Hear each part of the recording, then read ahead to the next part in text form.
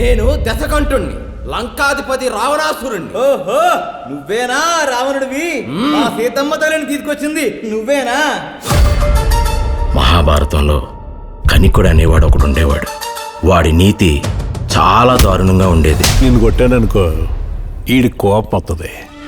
అదే ఈయనే కొట్టాననుకో నీకు ఈడికి భయం వేస్తుంది. నాకు కావాల్సింది కోపం కాదురా, భయం. ఎవడీడు? గెజిల్రాజ్ మేడం, మన డైరీ ఫార్మ్ సెంటర్లోనే ఉంటాడు. గట్టిగా మాట్లాడితే ఆడింట్లో ఓట్లే అడిగిపడం. మనం ఎవరిని ఇరికించట్లేదురా, విచ్చా. నువ్వు అసలు మనిషివేనా?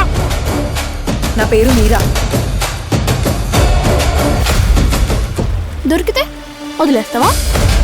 నేను కూడా నా వైఫ్ని మహారాణిలా చూసుకోవాలి కదా. పరస్త్రీని తప్పుగా చూడడమే మహాపాపం. అలాంటిది నీవు సీతమ్మ తల్లిని తీసుకొచ్చావు. నీకు మరణం తథ్యం.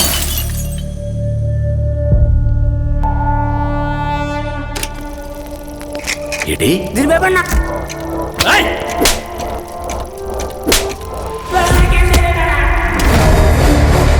వాడు ఖచ్చితంగా మన ఏరియాలోనే ఉన్నాడు.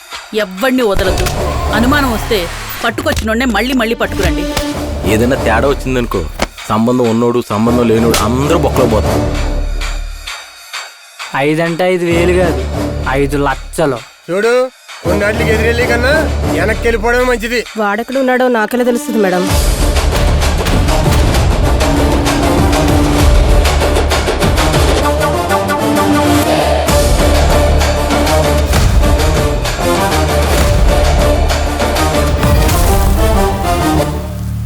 ఈ ఊళ్ళో పెద్ద పెద్దోళ్ళే నాతో మాట్లాడడానికి జరుగుతారు. పేరు కోసం పంచాయతీ పెట్ట కూర్చో.